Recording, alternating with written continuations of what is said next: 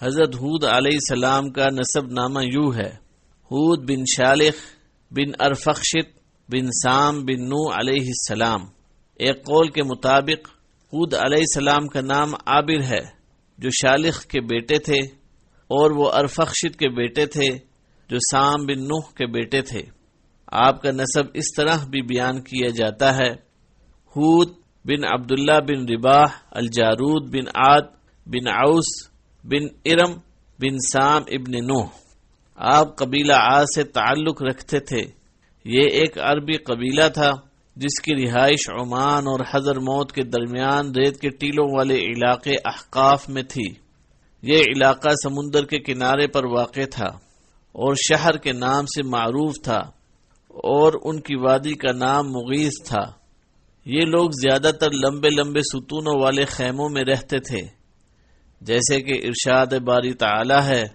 ترجمہ: کیا تم نے جانا نہیں کہ تمہارے پروردگار نے عاد کے ساتھ کیا کیا، جو ارم کہلاتے تھے؟ اتنے دراز قد کے تمام ملک میں ایسے لوگ پیدا نہیں ہوئے۔ سورہ فجر آیت نمبر 6 تا 8۔ مثلہا سے مراد یہ ہے کہ اس قبیلے جیسے قوی ہیکل لوگ اور کسی علاقے میں نہیں تھے۔ کہتے ہیں سب سے پہلے حضرت ہود علیہ السلام نے عربی زبان میں کلام فرمایا۔ البتہ وہب بن منبہ رحمہ اللہ فرماتے ہیں کہ ہود علیہ السلام کے والد سب سے پہلے عربی بولنے والے تھے۔ بعض حضرات نے حضرت نوح علیہ السلام اور حضرت آدم علیہ السلام کا نام بھی لیا ہے۔ کچھ دوسرے اقوال بھی ہیں، واللہ اعلم۔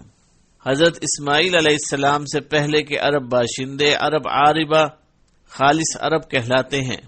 ان میں بہت سے قبائل شامل ہیں، مثلا عاد، سمود، جرہم، تسم، جدیس، امیم، مدین، عملاق، جاسم، قحطان، بنو یقطن وغیرہ۔ حضرت ابراہیم علیہ السلام کے فرزند حضرت اسماعیل علیہ السلام کی اولاد عرب مستعربہ کہلاتی ہے۔ فصیح و بلیغ عربی زبان میں سب سے پہلے حضرت اسماعیل علیہ السلام نے کلام فرمایا۔ آپ نے عربی زبان قبیلہ جرہم کے ان افراد سے سیکھی تھی جو آپ کی والدہ حضرت ہاجرہ کے پاس رہائش پذیر ہو گئے تھے۔ اس واقعے کی تفصیل اپنے مقام پر بیان ہوگی، لیکن اللہ تعالی نے اسماعیل علیہ السلام کو انتہائی فصاحت و بلاغت عطا فرمائی تھی۔ رسول اللہ صلی اللہ علیہ وسلم بھی اسی انداز سے فصیح و بلیغ عربی میں کلام فرمایا کرتے تھے۔ طوفان نوح کے بعد سب سے پہلے قوم عاد نے، جنہیں عادن الاولی بھی کہا جاتا ہے، بت پرستی اختیار کی۔ ان کے 3 بت تھے جن کے نام سمت، سمود اور ہر تھے۔ چنانچہ اللہ تعالیٰ نے ان کے بھائی ہود علیہ السلام کو نبی بنا کر مبعوث فرمایا۔ انہوں نے اپنی قوم کو اللہ کی طرف بلایا۔ اللہ تعالیٰ نے سورہ اعراف میں حضرت نوح علیہ السلام کا واقعہ بیان کرنے کے بعد فرمایا۔ ترجمہ: اور اسی طرح قوم عاد کی طرف ان کے بھائی ہود کو بھیجا۔ انہوں نے کہا کہ بھائیو، اللہ ہی کی عبادت کرو، اس کے سوا تمہارا کوئی معبود نہیں، کیا تم ڈرتے نہیں؟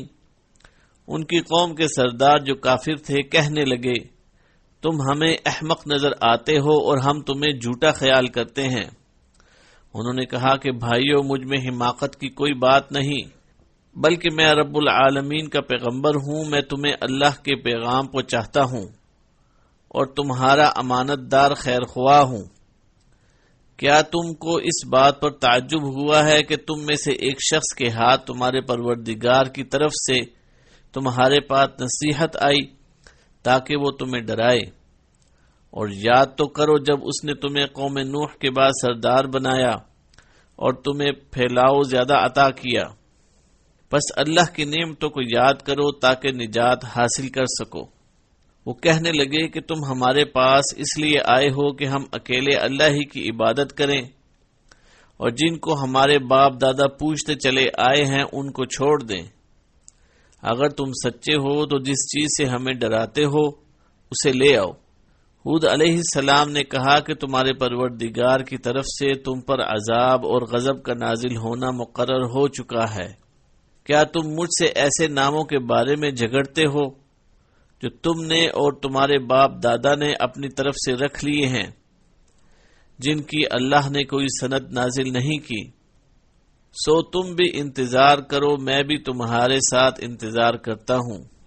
پھر ہم نے ہود کو اور جو لوگ ان کے ساتھ تھے ان کو نجات بخشی، اور جنہوں نے ہماری آیتوں کو جھٹلایا تھا ان کی جڑ کاٹ دی، اور وہ ایمان لانے والے تھے ہی نہیں۔ سورۃ اعراف آیت نمبر 65 تا 72۔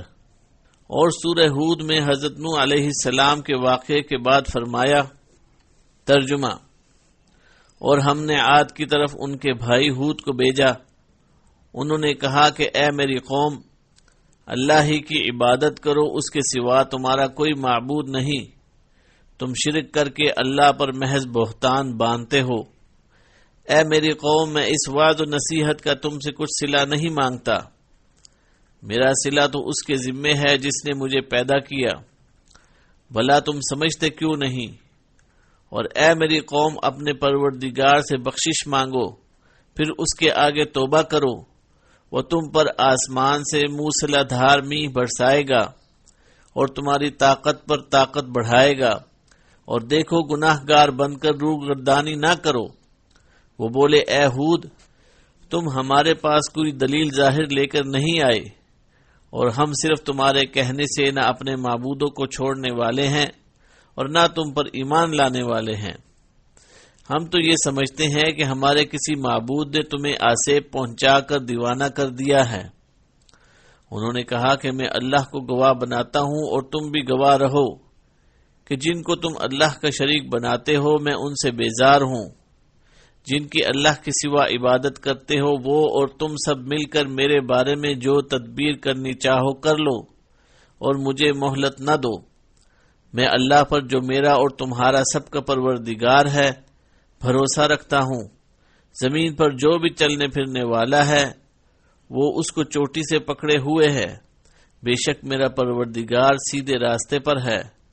اگر تم روح گردانی کرو گے تو جو پیغام میرے ہاتھ تمہاری طرف بھیجا گیا ہے وہ میں نے تمہیں پہنچا دیا ہے، اور میرا پروردگار تمہاری جگہ اور لوگوں کو لا بسائے گا، اور تم اللہ کا کچھ بھی نقصان نہیں کر سکتے۔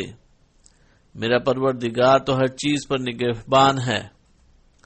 اور جب ہمارا حکم یعنی عذاب آ پہنچا تو ہم نے ہود کو اور جو لوگ ان کے ساتھ ایمان لائے تھے ان کو اپنی مہربانی سے بچا لیا اور انہیں عذاب شدید سے نجات دی۔ یہ وہی عاد ہیں جنہوں نے اللہ کی نشانیوں سے انکار کیا اور اس کے پیغمبروں کی نافرمانی کی، اور ہر متکبر و سرکش کا کہا مانا، تو اس دنیا میں بھی لعنت ان کے پیچھے لگی رہی اور قیامت کے دن بھی لگی رہے گی۔ دیکھو عاد نے اپنے پروردگار سے کفر کیا، اور سن رکھو ہود کی قوم عاد پر پھٹکار ہے۔ سورہ ہود آیت نمبر 50 تا 60۔ حضرت ہود علیہ السلام نے قوم کو دعوت غور و فکر دی تو قوم مزید کفر و عناد میں دھنس گئی اور اپنے حق پر ہونے کے بدے دلائل گھڑ لائی، اور انہوں نے آپ کی نبوت اور آخرت کا انکار کر دیا۔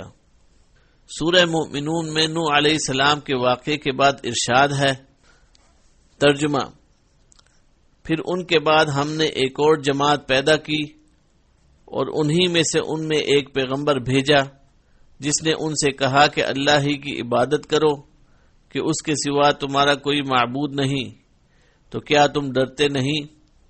اور ان کی قوم کے سردار جو کافر تھے اور آخرت کے آنے کو جھوٹ سمجھتے تھے اور دنیا کی زندگی میں ہم نے ان کو آسودگی دے رکھی تھی، کہنے لگے کہ یہ تو تمہارے جیسا آدمی ہے، جس قسم کا کھانا تم کھاتے ہو اسی طرح کا یہ بھی کھاتا ہے، اور جو پانی تم پیتے ہو اسی قسم کا یہ بھی پیتا ہے، اور اگر تم نے اپنے ہی جیسے آدمی کا کہا مان لیا تو گھاٹے میں پڑ گئے۔ کیا یہ تم سے یہ کہتا ہے کہ تم مر جاؤ گے اور مٹی ہو جاؤ گے اور ہڈیوں کے سوا کچھ نہ رہے گا تو تم زمین سے نکالے جاؤ گے؟ جس بات کا تم سے وعدہ کیا جاتا ہے بہت بعید ہے۔ زندگی تو یہی ہماری دنیا کی زندگی ہے کہ اس میں ہم مرتے اور جیتے ہیں اور ہم دوبارہ نہیں اٹھائے جائیں گے۔ یہ تو ایک ایسا آدمی ہے جس نے اللہ پر جھوٹ افترا کیا ہے اور ہم اس کو ماننے والے نہیں۔ پیغمبر نے کہا کہ اے میرے پروردگار، انہوں نے مجھے جھوٹا سمجھا ہے، تو میری مدد کر۔ فرمایا کہ وہ تھوڑے ہی عرصے میں پشیمان ہو کر رہ جائیں گے۔ چنانچہ ان کو وعدہ برحق کے مطابق زور کی آواز نے آن پکڑا تو ہم نے ان کو کوڑا کرکٹ کر ڈالا۔ پر ظالم لوگوں پر لعنت ہے۔ سورہ مؤمنون آیت نمبر 31 تا 41۔ حضرت ہود علیہ السلام نے قوم کو اللہ تعالی کے انعامات یاد دلائے تاکہ وہ اپنے مالک و رازق کو پہچان جائے، مگر ان کے دلوں پر کفر کے قفل پڑ چکے تھے۔ سورہ شعراء میں نوح علیہ السلام کے واقعے کے بعد ارشاد ہے۔ ترجمہ: عاد نے بھی پیغمبروں کو جھٹلایا جب ان سے ان کے بھائی ہود نے کہا کیا تم ڈرتے نہیں؟ میں تو تمہارا امانت دار پیغمبر ہوں، سو اللہ سے ڈرو اور میرا کہا مانو، اور میں اس کا تم سے کچھ بدلہ نہیں مانگتا۔ میرا بدلہ اللہ رب العالمین کے ذمے ہے۔ بھلا تم جو ہر اونچی جگہ پر نشان تعمیر کرتے ہو اور محل بناتے ہو، شاید تم ہمیشہ رہو گے، اور جب کسی کو پکڑتے ہو تو ظالمانہ پکڑتے ہو، سو اللہ سے ڈرو اور میری اطاعت کرو، اور جس نے تم کو ان چیزوں سے مدد دی جن کو تم جانتے ہو اس سے ڈرو۔ اس نے تمہیں چار پائیوں اور بیٹوں سے مدد دی اور باغوں اور چشموں سے۔ مجھ کو تمہارے بارے میں بڑے سخت دن کے عذاب کا خوف ہے۔ وہ کہنے لگے ہمیں خواہ نصیحت کرو یا نہ کرو، ہمارے لیے یکساں ہے۔ یہ تو اگلوں ہی کے طریق ہیں اور ہم پر کوئی عذاب نہیں آئے گا۔ سو انہوں نے ہود کو جھٹلایا تو ہم نے ان کو ہلاک کر ڈالا۔ بے شک اس میں نشانی ہے اور ان میں اکثر ایمان لانے والے نہیں تھے، اور تمہارا پروردگار تو غالب اور مہربان ہے۔ سورہ شعراء آیت نمبر 123 تا 140۔ جب ہود علیہ السلام نے انہیں اللہ کی عبادت کا حکم دیا، اس کے احکام کی تعمیل کرنے اور اس سے مغفرت طلب کرنے کی ترغیب دلائی، اور ایمان نہ لانے کی صورت میں دنیا اور آخرت میں سزا کی وعید بیان فرمائی، تو قوم کے کافر سرداروں نے کہا اِنَّا لَنَرَاكَ فِي سَفَاهَةٍ، بلا شبہ تم ہمیں احمق نظر آتے ہو۔ سورہ اعراف آیت نمبر 66۔ یعنی آپ ہمیں جس عقیدے کی دعوت دے رہے ہیں وہ تو حماقت پر مبنی ہے، جبکہ ہم ان بتوں کی عبادت کرتے ہیں جن سے مدد اور رزق کی امید کی جاتی ہے، اور یہ درست راستہ ہے۔ علاوہ ازیں ہمارا یہ خیال ہے آپ جو کہتے ہیں کہ آپ کو اللہ نے بھیجا ہے، آپ کا یہ دعویٰ جھوٹا ہے۔ تو ہود علیہ السلام نے فرمایا۔ ترجمہ: بھائیو، مجھ میں حماقت کی کوئی بات نہیں، بلکہ میں رب العالمین کا پیغمبر ہوں۔ سورہ اعراف آیت نمبر 67۔ یعنی حقیقت میں وہ نہیں جو تم گمان کرتے ہو یا عقیدہ رکھتے ہو، بلکہ ترجمہ: میں تمہیں اللہ کے پیغام پہنچاتا ہوں اور تمہارا امانت دار خیر خواہ ہوں۔ سورہ اعراف آیت نمبر 68۔ پہنچاتا ہوں سے یہ ظاہر ہوتا ہے کہ اصل پیغام میں جھوٹ نہیں بولا گیا، نہ اس میں کمی بیشی کی گئی ہے، اور اس لفظ میں یہ مفہوم بھی ہے کہ پیغام مختصر، فصیح اور جامع و معنی عبارت کے ذریعے سے پہنچایا گیا ہے، جس میں کوئی غموض، اختلاف اور تناقض نہیں۔ اس انداز سے اللہ کا پیغام پہنچانے کے ساتھ ساتھ آپ اپنی قوم کے انتہائی خیر خواہ اور شفیق تھے۔ آپ کی خواہش تھی کہ قوم کو ہدایت نصیب ہو جائے، اسی لیے وہ ان سے کسی اجرت یا معاوضے کا مطالبہ نہیں کرتے تھے، بلکہ خالصتاً اللہ کی رضا کے لیے اور مخلوق کی خیر خواہی کے جذبے سے انہیں اللہ کی طرف بلاتے تھے۔ انہیں اگر اجر و ثواب کی تمنا تھی تو صرف اس ذات سے جس نے انہیں منصب رسالت پر فائز کیا تھا، اس لیے انہوں نے فرمایا۔ ترجمہ: میری قوم، میں اس وعظ و نصیحت کا تم سے کچھ صلہ نہیں مانگتا، میرا صلہ تو اس کے ذمے ہے جس نے مجھے پیدا کیا، بھلا تم سمجھتے کیوں نہیں؟ سورہ ہود آیت نمبر 51۔ یعنی کیا تمہارے پاس عقل نہیں جس سے تم یہ بات سمجھ سکو کہ میں تمہیں واضح حق کی طرف بلا رہا ہوں، جس کی گواہی تمہاری فطرت بھی دیتی ہے؟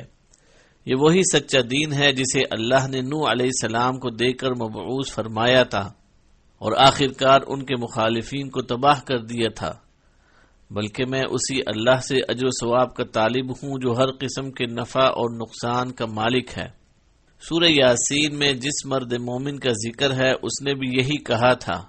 ترجمہ: ایسے لوگوں کے پیچھے چلو جو تم سے صلہ نہیں مانگتے اور وہ سیدھے راستے پر ہیں، اور مجھے کیا کہ میں اس کی پرستش نہ کروں جس نے مجھے پیدا کیا، اور اسی کی طرف تم کو لوٹ کر جانا ہے۔ سورہ یاسین آیت نمبر 21-22۔ آپ کی قوم نے نہ صرف آپ کی نبوت کا انکار کیا بلکہ یوم آخرت کو بھی محض جھوٹ تصور کرتے تھے۔ اللہ تعالیٰ نے ان کے باطل قیاسات کو یوں بیان فرمایا ہے۔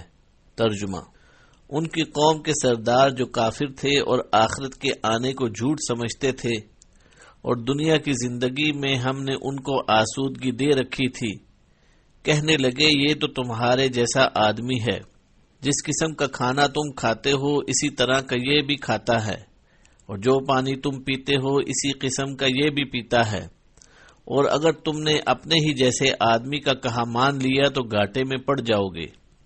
کیا یہ تم سے یہ کہتا ہے کہ جب تم مر جاؤ گے اور مٹی ہو جاؤ گے اور اس تخوان یعنی ہڈیوں کے سوا کچھ نہیں رہے گا تو تم زمین سے نکالے جاؤ گے؟ سورہ مؤمنون آیت نمبر 33-35۔ وہ لوگ اس بات کو بعید از قیاس اور خلاف عقل تصور کرتے تھے کہ اللہ تعالیٰ کسی انسان کو رسول بنا کر مبعوث کر سکتا ہے۔ قدیم و جدید کے اکثر جاہل کفار یہی شبہ پیش کرتے رہے ہیں، جیسے ارشاد باری تعالی ہے۔ ترجمہ: کیا لوگوں کو تعجب ہوا کہ ہم نے انہی میں سے ایک مرد کو حکم بھیجا کہ لوگوں کو ڈر سنا دو؟ سورہ یونس آیت نمبر 2۔ اور اسی کی بابت مزید فرمایا۔ ترجمہ: اور جب لوگوں کے پاس ہدایت آ گئی تو ان کو ایمان لانے سے اس کے سوا کوئی چیز مانے نہ ہوئی کہ کہنے لگے کہ کیا اللہ نے آدمی کو پیغمبر بنا کر بھیجا ہے؟ کہہ دو کہ اگر زمین میں فرشتے ہوتے کہ اس میں چلتے پھرتے اور آرام کرتے یعنی بستے تو ہم ان کے پاس فرشتے کو پیغمبر بنا کر بھیجتے۔ سورہ بنی اسرائیل آیت نمبر 94-95۔ اللہ تعالیٰ نے سرداران قوم کی بات نقل کرتے ہوئے فرمایا۔ ترجمہ: کیا وہ تم سے یہ کہتا ہے کہ تم مر جاؤ گے اور مٹی ہو جاؤ گے اور ہڈیوں کے سوا کچھ نہیں رہے گا تو تم زمین سے نکالے جاؤ گے؟ جس بات کا تم سے وعدہ کیا جاتا ہے بہت بعید ہے۔ زندگی تو یہی ہماری دنیا کی زندگی ہے کہ اس میں ہم مرتے اور جیتے ہیں اور ہم دوبارہ نہیں اٹھائے جائیں گے۔ یہ تو ایک ایسا آدمی ہے جس نے اللہ پر جھوٹ افترا کیا ہے اور ہم اس کو ماننے والے نہیں۔ پیغمبر نے کہا کہ اے پروردگار، انہوں نے مجھے جھوٹا سمجھا ہے، تو میری مدد کر۔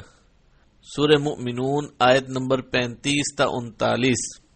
وہ قیامت کو عقل کے خلاف سمجھتے تھے اور جسم کے مٹی اور ہڈیوں کی صورت میں تبدیل ہو جانے کے بعد دوبارہ زندہ ہو جانے کو تسلیم نہیں کرتے تھے۔ وہ کہتے تھے۔ ترجمہ: زندگی تو یہی ہماری دنیا کی زندگی ہے کہ اس میں ہم مرتے اور جیتے ہیں اور پھر نہیں اٹھائے جائیں گے۔ یعنی بعض لوگ مر جاتے ہیں اور دوسرے پیدا ہو جاتے ہیں، مرنے والے زندہ نہیں ہو سکتے۔ دہریہ اور بعض جاہل زندیقوں کا یہی عقیدہ ہے۔ تناسخ کا عقیدہ رکھنے والے کہتے ہیں کہ مرنے والے 36,000 سال بعد دوبارہ اسی دنیا میں آ جاتے ہیں۔ یہ ساری باتیں جھوٹ، کفر، جہالت اور گمراہی پر مشتمل ہیں۔ یہ غلط اقوال اور فاسد خیالات ہیں جن کی کوئی دلیل نہیں۔ اس لیے انسانوں میں سے انہی بدکار کافروں کی عقل متاثر ہوتی ہے جو فہم و ہدایت سے محروم ہیں، جیسے اللہ تعالیٰ نے فرمایا۔ ترجمہ: اور وہ ایسے کام اس لیے بھی کرتے تھے کہ جو لوگ آخرت پر ایمان نہیں رکھتے ان کے دل ان کی باتوں پر مائل ہوں اور وہ انہیں پسند کریں، اور جو کام وہ کرتے تھے وہی کرنے لگے۔ سورہ انعام آیت نمبر 113۔ حضرت ہود علیہ السلام نے قوم کو علم ربانی کی روشنی میں ہدایت فرمائی، جبکہ وہ اپنی بات پر ڈٹے رہے کہ ہم دوبارہ زندہ نہیں کیے جائیں گے۔ ارشاد باری تعالی ہے، ترجمہ: بھلا تم جو ہر اونچی جگہ پر نشان تعمیر کرتے ہو اور محل بناتے ہو، شاید تم ہمیشہ رہو گے۔ سورۃ الشعراء آیت نمبر 128 129۔ یعنی انہیں نصیحت کرتے ہوئے فرمایا کہ تم ہر بلند مقام پر بڑی بڑی عظیم عمارتیں، محلات وغیرہ تعمیر کرتے ہو، جن سے محض دل خوش کرنا مقصود ہوتا ہے اور تمہیں ان کی ضرورت نہیں ہوتی۔ یہ بات اس لیے فرمائی گئی ہے کہ وہ لوگ خیموں میں رہتے تھے، جیسا کہ ارشاد ہے۔ ترجمہ: کہ آپ نے دیکھا نہیں کہ آپ کے پروردگار نے عاد کے ساتھ کیا کیا، ستونوں والے ارم کے ساتھ، جس کی مانند کوئی قوم ملکوں میں پیدا نہیں کی گئی۔ سورہ فجر آیت نمبر 6 تا 8۔ عاد ارم سے عاد اولا ہی مراد ہے۔ وہی لوگ ستونوں پر کھڑے ہوئے خیموں میں رہائش رکھتے تھے۔ یہ کہنا غلط اور بلا دلیل ہے کہ ارم سونے چاندی کا بنا ہوا ایک شہر ہے جو ایک جگہ سے دوسری جگہ منتقل ہوتا رہتا ہے۔ تتخذون مصانع کا مطلب بعض علماء نے محل بیان کیا ہے، بعض نے فرمایا اس سے مراد حمام ہیں، بعض نے فرمایا یہ پانی لینے کی جگہ تھی۔ لعلکم تخلدون کا مطلب یہ ہے کہ تم دنیا میں طویل عرصے تک زندہ رہنے کی امید پر یہ سب کچھ بناتے ہو۔ اللہ تعالی نے ہود علیہ السلام کی نصیحت کا تذکرہ کرتے ہوئے فرمایا، ترجمہ: اور جب تم کسی کو پکڑتے ہو تو ظالمانہ پکڑتے ہو، سو اللہ سے ڈرو اور میری اطاعت کرو، اور اس سے ڈرو جس نے تم کو ان چیزوں میں مدد دی جن کو تم جانتے ہو، اور اس نے تمہیں جانوروں اور بیٹوں سے مدد دی اور باغوں اور چشموں سے۔ مجھ کو تمہارے بارے میں بڑے سخت دن کے عذاب کا خوف ہے۔ سورہ شعراء آیت نمبر 130 تا 135۔ ان لوگوں نے جواب میں کہا، ترجمہ: خواہ نصیحت کرو یا نہ کرو ہمارے لیے یکساں ہے، یہ تو اگلے لوگوں ہی کے طریق ہیں اور ہم پر کوئی عذاب نہیں آئے گا۔ سورہ شعراء آیت نمبر 136 تا 138۔ لفظ خلق خا کی زبر سے خلق بھی پڑھا گیا ہے اور پیش سے خلق بھی۔ زبر کی صورت میں اس کا مطلب ہوگا کہ یہ پہلے لوگوں کی گڑی ہوئی باتیں ہیں، یعنی آپ جو باتیں سناتے ہیں یہ خود آپ کی بنائی ہوئی ہیں، جنہیں آپ نے گزشتہ زمانے کی کتابوں سے اخذ کیا ہے۔ متعدد صحابہ رضی اللہ عنہم و تابعین رحمہ اللہ علیہم نے اس لفظ کا یہی مطلب بیان کیا ہے۔ خا اور لام کی پیش کے ساتھ خلق سے مراد دین ہے، یعنی ہم لوگ جس دین پر ہیں یہ ہمارے آباء و اجداد اور بزرگوں کا دین ہے، ہم اسے ترک نہیں کریں گے بلکہ اسی پر مضبوطی سے قائم رہیں گے۔ وما نحن بمعذبین کا جملہ دونوں قراءتوں سے مناسبت رکھتا ہے۔ قوم نے ہود علیہ السلام سے یہ بھی کہا، ترجمہ: کیا تم ہمارے پاس اس لیے آئے ہو کہ ہم اکیلے اللہ ہی کی عبادت کریں اور جن کو ہمارے باپ دادا پوجتے چلے آئے ہیں ان کو چھوڑ دیں؟ تم اگر سچے ہو تو جس چیز سے ہمیں ڈراتے ہو اسے ہم پر لے آؤ۔ سورہ اعراف آیت نمبر 70۔ یعنی کیا آپ اس لیے آئے ہیں کہ ہم ایک اللہ ہی کی عبادت کریں اور اپنے آباء و اجداد کی مخالفت کریں اور ان کا راستہ چھوڑ دیں؟ اگر آپ اپنے دعوے میں سچے ہیں تو وہ عذاب لے آئیں جس سے ہمیں ڈراتے رہتے ہیں۔ ہم آپ پر ایمان نہیں لائیں گے، آپ کی پیروی نہیں کریں گے، آپ کو سچا نہیں مانیں گے۔ حضرت ہود علیہ السلام نے ہر ممکن کوشش کی، لیکن وہ تھے کہ سمجھنے کا نام ہی نہ لیتے تھے۔ بالآخر انہوں نے کہا، ترجمہ: تمہارے پروردگار کی طرف سے تم پر عذاب اور غضب کا نازل ہونا مقرر ہو چکا ہے۔ کیا تم مجھ سے ایسے ناموں کے بارے میں جھگڑتے ہو جو تم نے اور تمہارے باپ دادا نے اپنی طرف سے رکھ لیے ہیں، جن کی اللہ نے کوئی سند نازل نہیں کی؟ تو تم بھی انتظار کرو، میں بھی تمہارے ساتھ انتظار کرتا ہوں۔ سورہ اعراف آیت نمبر 71۔ یعنی یہ بات کہہ کر تم اللہ کے عذاب اور غضب کے مستحق ہو گئے ہو۔ کیا تم اللہ وحدہ لا شریک کی عبادت کا موازنہ اپنے تراشے ہوئے بتوں کی پوجا سے کرتے ہو، حالانکہ انہیں خود تم نے معبود قرار دیا ہے؟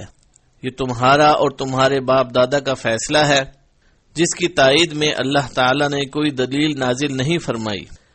اب جب تم نے حق کو قبول کرنے سے انکار کر دیا ہے اور باطل پر اصرار کر رہے ہو، تو میرا تمہیں ان اعمال بد سے منع کرنا اور منع نہ کرنا برابر ہے۔ اس لیے اب اللہ تعالیٰ کے اس عذاب کا انتظار کرو جو تم پر نازل ہونے والا ہے اور جسے روکا نہیں جا سکتا۔ ہود علیہ السلام کی قوم نے یہ بھی کہا۔ ترجمہ: اے ہود، تم ہمارے پاس کوئی دلیل ظاہر لے کر نہیں آئے، اور ہم صرف تمہارے کہنے سے نہ اپنے معبودوں کو چھوڑنے والے ہیں اور نہ تم پر ایمان لانے والے ہیں۔ ہم تو یہ سمجھتے ہیں کہ ہمارے کسی معبود نے تمہیں آسیب پہنچا کر دیوانہ کر دیا ہے۔ سورہ ہود آیت نمبر 53-54۔ یعنی آپ نے کوئی خرق عادت معجزہ نہیں دکھایا جو آپ کے پیغام کے سچا ہونے کی دلیل بن سکے۔ آپ کے بے دلیل قول کی بنیاد پر تو ہم اپنے بتوں کی عبادت ترک نہیں کر سکتے۔ ہمیں تو محسوس ہوتا ہے کہ آپ پاگل ہو گئے ہیں، اور ہمارے خیال میں اس کی وجہ صرف یہ ہے کہ ہمارے کسی معبود کا غضب آپ پر نازل ہوا ہے۔ اس نے آپ کی عقل کو متاثر کر کے جنون میں مبتلا کر دیا ہے۔ جب قوم نے دعوت توحید کو تسلیم نہ کیا بلکہ اپنے بتوں کے بارے میں اپنے اعتقاد کا زبردست اظہار کیا، تو حضرت ہود علیہ السلام نے ان کے معبودان باطلہ سے بیزاری اور برات کا اعلان کرتے ہوئے فرمایا۔ ترجمہ: میں اللہ کو گواہ بناتا ہوں اور تم بھی گواہ رہو کہ جن کو تم اللہ کا شریک ٹھہراتے ہو میں ان سے بیزار ہوں۔ تم جن کی اللہ کے سوا عبادت کرتے ہو وہ اور تم سب مل کر میرے بارے میں جو تدبیر کرنی چاہو کر لو اور مجھے مہلت نہ دو۔ سورہ ہود آیت نمبر 54-55۔ حضرت ہود علیہ السلام نے ان الفاظ کے ساتھ انہیں چیلنج کر دیا، ان کے معبودوں سے لا تعلقی کا اظہار فرمایا، ان کی تحقیر فرمائی اور واضح فرمایا کہ یہ بت کوئی فائدہ یا نقصان نہیں پہنچا سکتے، یہ تو بے جان جمادات ہیں، جو حکم دوسرے جمادات کا ہے وہی ان بتوں کا ہے، جتنی طاقت دوسرے پتھروں میں ہے اتنی ہی ان میں ہے۔ اگر تمہارا خیال درست ہے کہ یہ کسی کی مدد کر سکتے ہیں یا نفع دے سکتے ہیں تو میں اعلان کرتا ہوں کہ میں ان سے لا تعلق ہوں، ان پر لعنت بھیجتا ہوں۔ تم اپنے تمام وسائل اور پوری طاقت سے جو کر سکتے ہو اس کا پروگرام طے کر کے کر ڈالو، مجھے ایک گھڑی کی بھی مہلت نہ دو، مجھے تمہارا کوئی خوف اور پرواہ نہیں۔ مزید فرمایا۔ ترجمہ: میں اللہ پر جو میرا اور تمہارا سب کا پروردگار ہے بھروسہ رکھتا ہوں۔ زمین پر جو بھی چلنے پھرنے والا ہے وہ اللہ تعالیٰ اس کو چوٹی سے پکڑے ہوئے ہے، بے شک میرا پروردگار سیدھے راستے پر ہے۔ سورہ ہود آیت نمبر 56۔ یعنی میرا اعتماد اللہ پر ہے، جو کوئی اس کی پناہ میں آئے اور اس کا سہارا طلب کرے اس کا کوئی کچھ نہیں بگاڑ سکتا۔ ہود علیہ السلام کا یہ چیلنج ناقابل تردید ثبوت ہے کہ آپ اللہ کے بندے اور اس کے رسول تھے، اور مخالفین جہالت اور گمراہی کی وجہ سے غیر اللہ کی عبادت میں مشغول تھے، کیونکہ وہ لوگ ہود علیہ السلام کو کوئی نقصان نہیں پہنچا سکے، نہ کوئی تکلیف دے سکے۔ اس سے ثابت ہو گیا کہ ہود علیہ السلام کا پیغام سچا تھا اور ان لوگوں کا عقیدہ باطل اور غلط تھا۔ اس سے پہلے نوح علیہ السلام نے بھی یہی دلیل پیش کی تھی۔ فرمایا۔ ترجمہ: اے میری قوم، اگر تم کو میرا تم میں رہنا اور اللہ کی آیتوں سے نصیحت کرنا ناگوار ہو تو میں تو اللہ پر بھروسہ رکھتا ہوں، تم اپنے شریکوں کے ساتھ مل کر ایک کام جو میرے بارے میں کرنا چاہو مقرر کر لو، وہ تمہاری تمام جماعت کو معلوم ہو جائے اور کسی سے پوشیدہ نہ رہے، پھر وہ کام میرے حق میں کر گزرو اور مجھے مہلت نہ دو۔ سورہ یونس آیت نمبر 71۔ حضرت ابراہیم خلیل اللہ علیہ السلام نے بھی یہی بات فرمائی تھی۔ ترجمہ: اور جن چیزوں کو تم اس کا شریک بناتے ہو میں ان سے نہیں ڈرتا۔ ہاں میرا پروردگار کوئی امر چاہے، میرا پروردگار اپنے علم سے ہر چیز کا احاطہ کیے ہوئے ہے۔ کیا تم خیال نہیں کرتے بھلا میں ان چیزوں سے جن کو تم اللہ کا شریک بناتے ہو کیوں کر ڈروں، جبکہ تم اس سے نہیں ڈرتے کہ اللہ کے ساتھ شریک بناتے ہو جس کی اس نے کوئی سند نازل نہیں کی۔ اب دونوں فریقوں میں سے کون سا فریق امن اور جمعیت خاطر کا مستحق ہے؟ اگر سمجھ رکھتے ہو تو بتاؤ، جو لوگ ایمان لائے اور اپنے ایمان کو شرک کے ظلم سے مخلوط نہیں کیا، ان کے لیے امن اور جمعیت خاطر ہے، اور وہی ہدایت پانے والے ہیں۔ اور یہ ہماری دلیل تھی جو ہم نے ابراہیم کو ان کی قوم کے مقابلے میں عطا کی تھی۔ ہم جس کے چاہتے ہیں درجے بلند کر دیتے ہیں، بے شک تمہارا پروردگار دانا اور خوب جانتا ہے۔ سورہ انعام آیت نمبر 80 تا 83۔ حضرت ہود علیہ السلام نے قوم کے خلاف اللہ تعالی سے مدد کی درخواست کر دی، کیونکہ قوم نے آپ کی ہر نصیحت کو ماننے سے انکار کر دیا تھا اور آپ کو جھٹلا دیا تھا۔ چنانچہ آپ نے اللہ تعالی سے فریاد کی۔ ترجمہ: اے پروردگار، انہوں نے مجھے جھوٹا سمجھا ہے، تو میری مدد کر۔ اللہ تعالی نے فرمایا کہ وہ تھوڑے ہی عرصے میں پشیماں ہو کر رہ جائیں گے، سو ان کو وعدہ برحق کے مطابق زور کی آواز نے آن پکڑا تو ہم نے ان کو کوڑا کر ڈالا، پر ظالم لوگوں پر لعنت ہے۔ سورہ مومنون آیت نمبر 39 تا 41۔ اللہ تعالی نے ان کی بابت مزید فرمایا۔ ترجمہ: کہنے لگے کیا تم ہمارے پاس اس لیے آئے ہو کہ ہم کو ہمارے معبودوں سے پھیر دو؟ اگر سچے ہو تو جس چیز سے ہمیں ڈراتے ہو اسے ہم پر لے آؤ۔ انہوں نے کہا کہ اس کا علم تو اللہ ہی کو ہے، اور میں تو جو احکام دے کر بھیجا گیا ہوں وہ تمہیں پہنچا رہا ہوں، لیکن میں دیکھتا ہوں کہ تم لوگ نادانی میں پھنس رہے ہو۔ پھر جب انہوں نے اس عذاب کو دیکھا کہ بادل کی صورت میں ان کی وادیوں کی طرف آ رہا ہے تو کہنے لگے، یہ تو بادل ہے جو ہم پر برس کر رہے گا۔ نہیں، بلکہ یہ وہ عذاب ہے جس کے لیے تم جلدی کرتے تھے، یعنی آندھی ہے جس میں دردناک عذاب بھرا ہوا ہے، جو ہر چیز کو اپنے پروردگار کے حکم سے تباہ کیے دیتی ہے۔ پھر وہ ایسے ہو گئے کہ ان کے گھروں کے سوا کچھ نظر ہی نہ آتا تھا۔ گناہ گار لوگوں کو ہم اسی طرح سزا دیا کرتے ہیں۔ سورہ احقاف آیت نمبر 22 تا 25۔ اللہ تعالی نے مختلف مقامات پر ان کی تباہی کا ذکر فرمایا ہے، کہیں مختصر طور پر اور کہیں تفصیل سے۔ مثلا ارشاد باری تعالی ہے۔ ترجمہ: پھر ہم نے ہود کو اور جو لوگ ان کے ساتھ تھے ان کو نجات بخشی، اور جنہوں نے ہماری آیتوں کو جھٹلایا تھا ان کی جڑ کاٹ دی، اور وہ ایمان لانے والے تھے ہی نہیں۔ سورہ اعراف آیت نمبر 72۔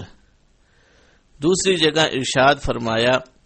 ترجمہ: اور جب ہمارا حکم یعنی عذاب آ پہنچا تو ہم نے ہود کو اور جو لوگ ان کے ساتھ ایمان لائے تھے ان کو اپنی مہربانی سے بچا لیا اور انہیں عذاب شدید سے نجات دی۔ یہ وہی عاد ہیں جنہوں نے اللہ کی نشانیوں سے انکار کیا اور اس کے پیغمبروں کی نافرمانی کی، اور ہر متکبر و سرکش کا کہا مانا، تو اس دنیا میں بھی لعنت ان کے پیچھے لگی رہی اور قیامت کے دن بھی لگی رہے گی۔ دیکھو عاد نے اپنے پروردگار سے کفر کیا، اور سن رکھو کہ ہود کی قوم عاد پر پھٹکار ہے۔ سورہ ہود آیت نمبر 58 تا 60۔ مزید فرمایا۔ ترجمہ: سو انہوں نے ہود کو جھٹلایا تو ہم نے ان کو ہلاک کر ڈالا، بے شک اس میں نشانی ہے اور ان میں اکثر ایمان لانے والے نہیں تھے، اور تمہارا پروردگار تو غالب اور مہربان ہے۔ سورہ شعراء آیت نمبر 139-140۔ تفصیلی بیان کی مثال سورہ احقاف کے حوالے سے گزر چکی ہے۔ اس میں عذاب کی ابتدا کا ذکر ہے کہ شروع میں ان سے بارش روک لی گئی تھی اور وہ قحط میں مبتلا ہو گئے تھے۔ انہوں نے بارش کی دعا کی، اس کے بعد انہیں آسمان میں بادل نظر آیا تو انہوں نے اسے رحمت کی بارش والا بادل سمجھا، حالانکہ وہ عذاب والا بادل تھا۔ اسی لیے اللہ تعالی نے فرمایا بل ہوا مستعجلتم بہ، سورہ احقاف آیت نمبر 24۔ یہ وہی ہے جس کے جلدی آنے کا تم مطالبہ کرتے تھے، یعنی عذاب ہے۔ اس میں ان لوگوں کے اس قول کی طرف اشارہ ہے۔ ترجمہ: اگر تو سچا ہے تو وہ عذاب لے آ جس کا ہم سے وعدہ کرتا ہے۔ سورہ احقاف آیت نمبر 22۔ تو اللہ تعالی نے قرآن مجید میں اس کی وضاحت اس طرح کی۔ ترجمہ: اللہ نے اس کو 7 رات اور 8 دن لگاتار ان پر چلائے رکھا۔ سورہ حاقہ آیت نمبر 7۔ یعنی پوری مدت یہ آندھی مسلسل چلتی رہی۔ ایک قول کے مطابق اس عذاب کی ابتدا جمعے کے دن ہوئی تھی اور ایک قول کے مطابق بدھ کے دن۔ ارشاد ربانی ہے۔ ترجمہ: سو اے مخاطب، تو لوگوں کو اس میں اس طرح گرے مرے پڑے دیکھے جیسے کھجوروں کے کھوکھلے تنے۔ سورہ حاقہ آیت نمبر 7۔ انہیں کھجور کے درختوں کے ایسے تنوں سے تشبیہ دی گئی ہے جن کے سرے الگ ہو چکے ہوں، کیونکہ ہوا آدمی کو اٹھا کر اوپر لے جاتی تھی، پھر اسے سر کے بل پھینک دیتی تھی، جس سے سر پاش پاش ہو جاتا اور دھڑ باقی رہ جاتا، جیسے کھجور کا تنا جس کا پتوں اور پھلوں والا حصہ کاٹ دیا گیا ہو وہ پڑا ہوتا ہے۔ چنانچہ فرمایا۔ ترجمہ: ہم نے ان پر سخت منحوس دن میں آندھی چلائی، وہ لوگوں کو اس طرح اکھیڑے ڈالتی تھی گویا اکھڑی ہوئی کھجوروں کے تنے ہیں۔ سورہ قمر آیت نمبر 19-20۔ یعنی وہ دن ان کے لیے منحوس تھا جس کا عذاب ان پر ہمیشہ رہے گا۔ بعض لوگوں کا خیال ہے کہ یوم نحسم مستمر، مسلسل نحوست والا دن بدھ کا ہے، اس وجہ سے وہ بدھ کو نامبارک قرار دیتے ہیں۔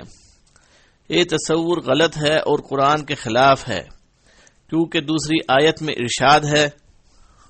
ترجمہ: پس ہم نے ان پر نحوست کے دنوں میں زور کی ہوا چلائی۔ سورہ حامیم سجدہ آیت نمبر 16۔ یہ تو معلوم ہی ہے کہ وہ 8 مسلسل ایام تھے۔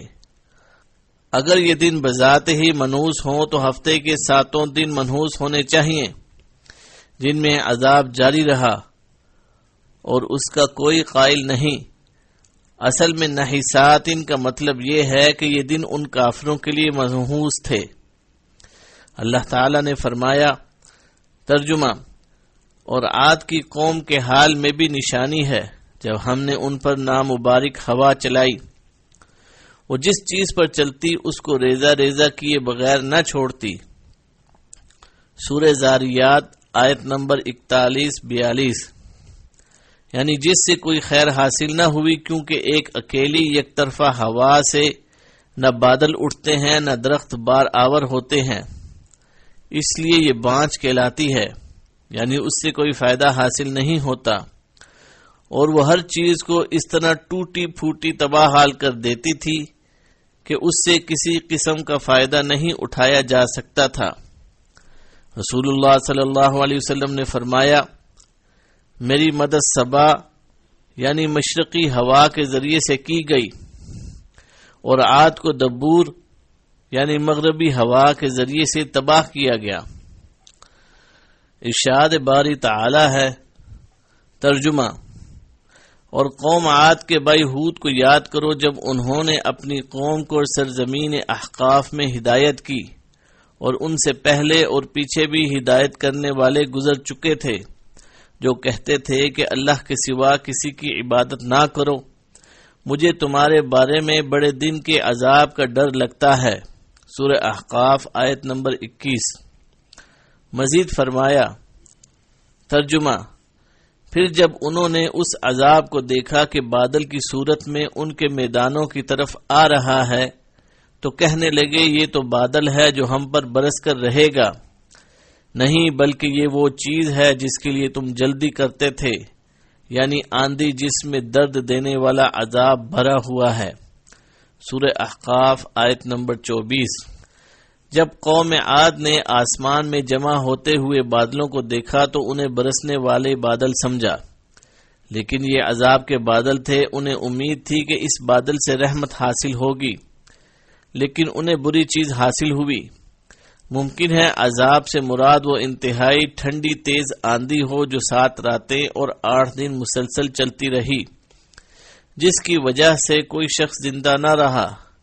یہ ہوا پہاڑوں کے غاروں میں بھی داخل ہو جاتی تھی اور لوگوں کو ان سے نکال لاتی تھی اور پھر ہلاک کر دیتی تھی، اور ان کے مضبوط مکانوں اور پختہ محلات کو مسمار کر دیتی تھی۔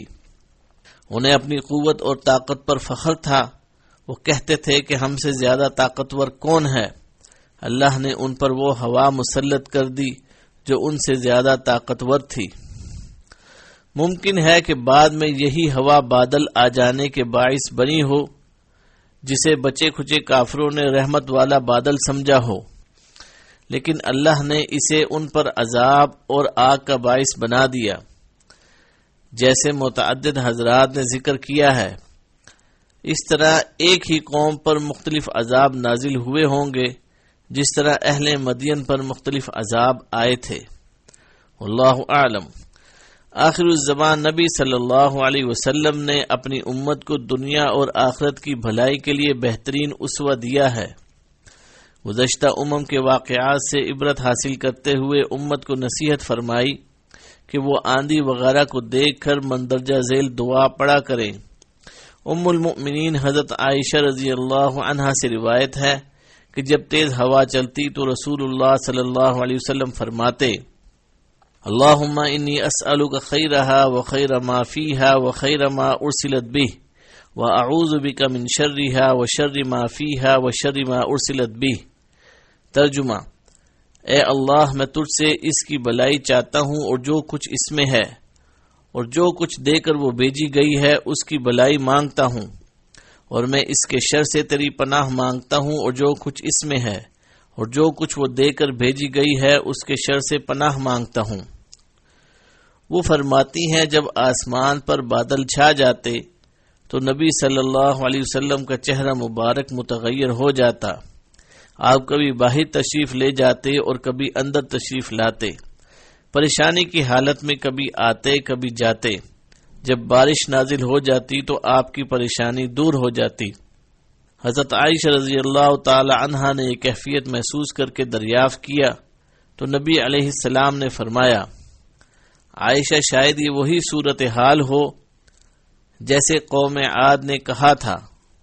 ترجمہ، جب انہوں نے اس عذاب کو بادل کی طرح اپنی وادیوں کی طرف آتے دیکھا تو بولے، یہ بادل ہم پر بارش برسائے گا۔ قوم عاد نے حق ماننے سے انکار کیا اور اپنی قوت پر ناز کرتے ہوئے اسے جھٹلایا تو گویا انہوں نے عذاب الہی کو دعوت خود ہی دے دی۔ اللہ تعالیٰ نے سورہ حامیم سجدہ میں اس کا ذکر یوں فرمایا۔ ترجمہ، جو عاد تھے وہ ناحق ملک میں غرور کرنے لگے اور کہنے لگے کہ ہم سے بڑھ کر قوت میں کون ہے؟ کیا انہوں نے نہیں دیکھا کہ اللہ جس نے ان کو پیدا کیا ہے وہ ان سے قوت میں بہت بڑھ کر ہے، اور وہ ہماری آیتوں کا انکار کرتے رہے تو ہم نے بھی ان پر نحوست کے دنوں میں زور کی ہوا چلائی تاکہ ان کو دنیا کی زندگی میں ذلت کے عذاب کا مزہ چکھا دے، اور آخرت کا عذاب تو بہت ہی ذلیل کرنے والا ہے، اور اس روز ان کو مدد بھی نہ ملے گی۔ سورہ حامیم سجدہ آیت نمبر 15-16۔ بالآخر قوم نے کفر و جہالت کا بھرپور مظاہرہ کرتے ہوئے عذاب کا مطالبہ کر دیا۔ جو بہت جلد پورا کر دیا گیا۔ سورہ احقاف میں اللہ تعالی نے انہی کی بابت فرمایا۔ ترجمہ: اور قوم عاد کے بھائی ہود کو یاد کرو کہ جب انہوں نے اپنی قوم کو سرزمین احقاف میں ہدایت کی اور ان سے پہلے اور پیچھے اور بھی ہدایت کرنے والے گزر چکے تھے جو کہتے تھے کہ اللہ کے سوا کسی کی عبادت نہ کرو، مجھے تمہارے بارے میں بڑے دن کے عذاب کا ڈر لگتا ہے۔ وہ کہنے لگے، کیا تم ہمارے پاس اس لیے آئے ہو کہ ہم کو ہمارے معبودوں سے پھیر دو؟ اگر سچے ہو تو جس چیز سے ہمیں ڈراتے ہو اسے ہم پر لے آؤ۔ انہوں نے کہا کہ اس کا علم تو اللہ ہی کو ہے، اور میں تو جو احکام دے کر بھیجا گیا ہوں وہ تمہیں پہنچا رہا ہوں، لیکن میں دیکھتا ہوں کہ تم لوگ نادانی میں پھنس رہے ہو۔ پھر جب انہوں نے اس عذاب کو دیکھا کہ بادل کی صورت میں ان کی وادیوں کی طرف آ رہا ہے تو کہنے لگے، یہ تو بادل ہے جو ہم پر برس کے رہے گا۔ نہیں، بلکہ یہ تو وہ چیز ہے جس کے لیے تم جلدی کرتے تھے، یعنی آندھی جس میں درد دینے والا عذاب بھرا ہوا ہے، اور وہ ہر چیز کو اپنے پروردگار کے حکم سے تباہ کیے دیتی ہے۔ پھر وہ ایسے ہو گئے کہ ان کے گھروں کے سوا کچھ نظر ہی نہ آتا تھا۔ گناہ گار لوگوں کو ہم اسی طرح سزا دیا کرتے ہیں۔ سورہ احقاف آیت نمبر 21 تا 25۔ اور سورہ زاریات میں ارشاد باری تعالی ہے۔ ترجمہ: اور عاد کی قوم کے حال میں بھی نشانی ہے جب ہم نے ان پر نامبارک ہوا چلائی، وہ جس چیز پر چلتی اسے ریزہ ریزہ کیے بغیر نہ چھوڑتی۔ سورہ زاریات آیت نمبر 41-42۔ اور سورہ نجم میں ارشاد ہے۔ ترجمہ: اور یہ کہ اسی نے عاد اول کو ہلاک کر ڈالا اور سمود کو بھی، غرض کسی کو باقی نہ چھوڑا، اور ان سے پہلے قوم نوح کو بھی۔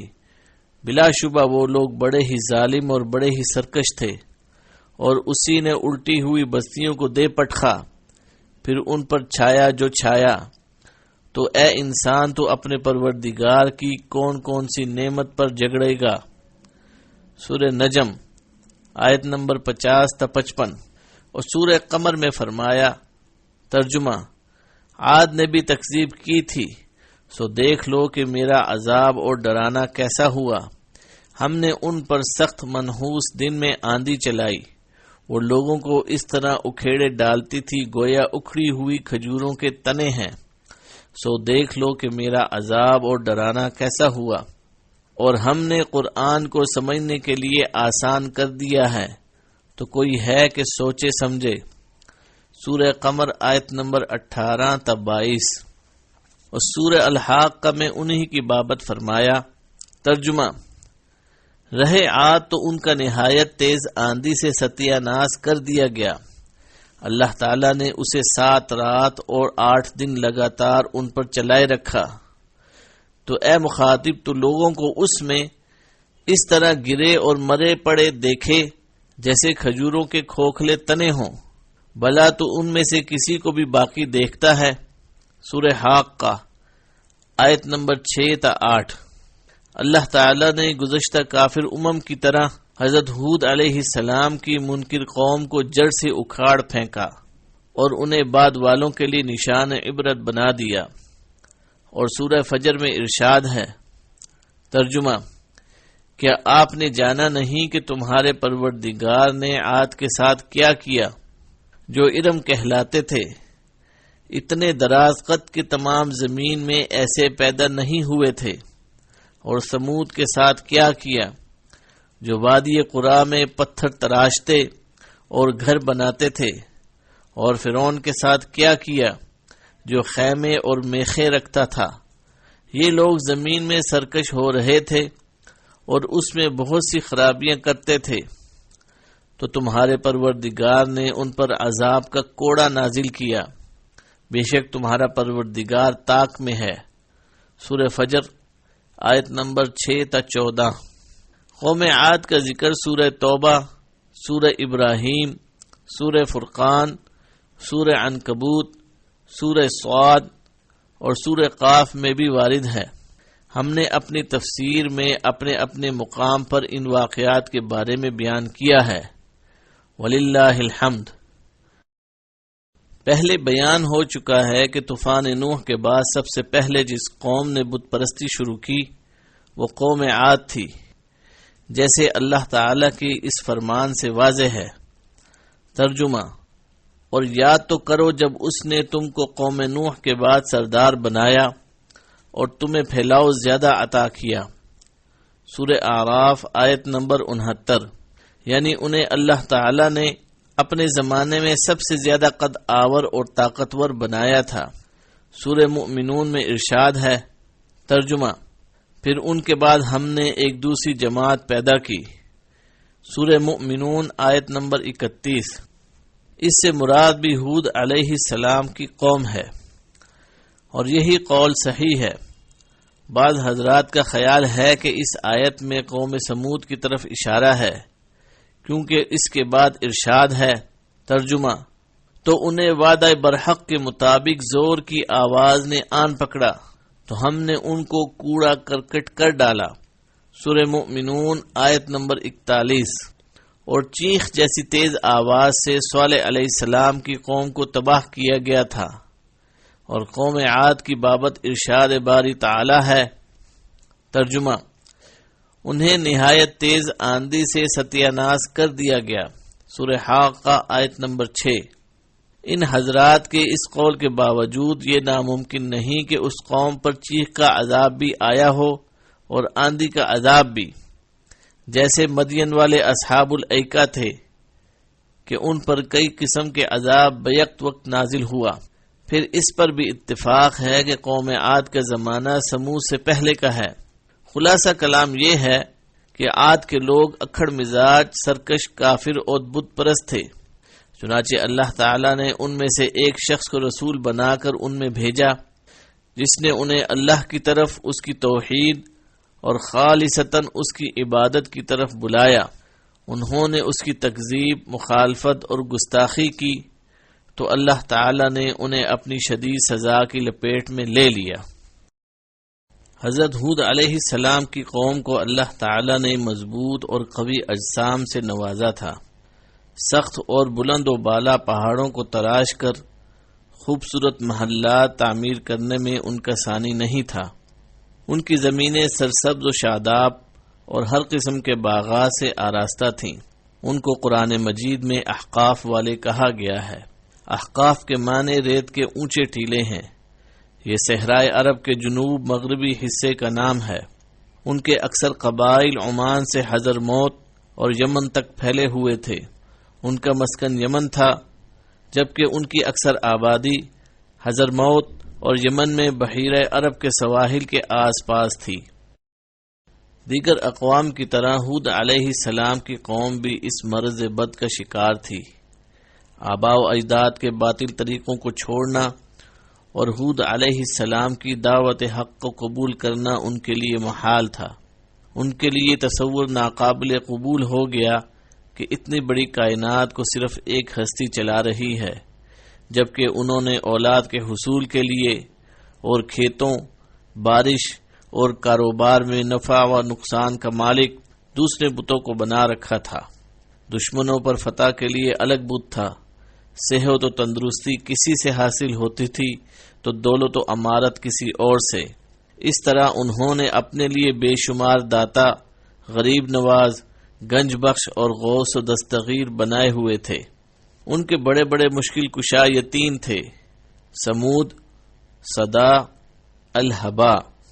بالآخر ان بتوں کی پوجا اور آباء و اجداد کی اندھی تقلید ان کے خوفناک انجام کا سبب بنی، اور یہ دستگیر ان کی کوئی مدد نہ کر سکے۔ ارشاد باری تعالی ہے۔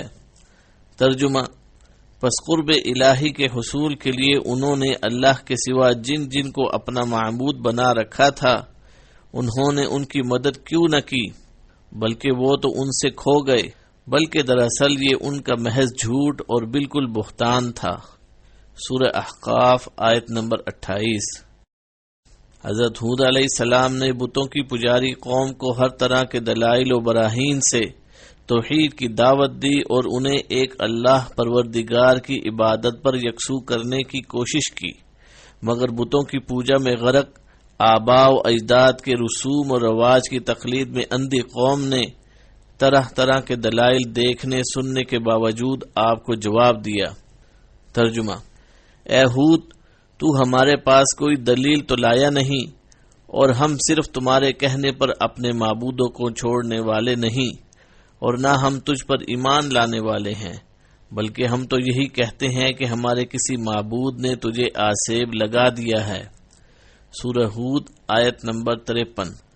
جب دلائل و براہین سے حق واضح کر دیا گیا، حق تبلیغ پورا ہو گیا، کفار کا کفر و شرک اور ظلم و عناد تمام حدود پھلانگ گیا، تو سنت اللہ کے پورے ہونے کا وقت آ گیا۔ اللہ تعالی نے فرمایا۔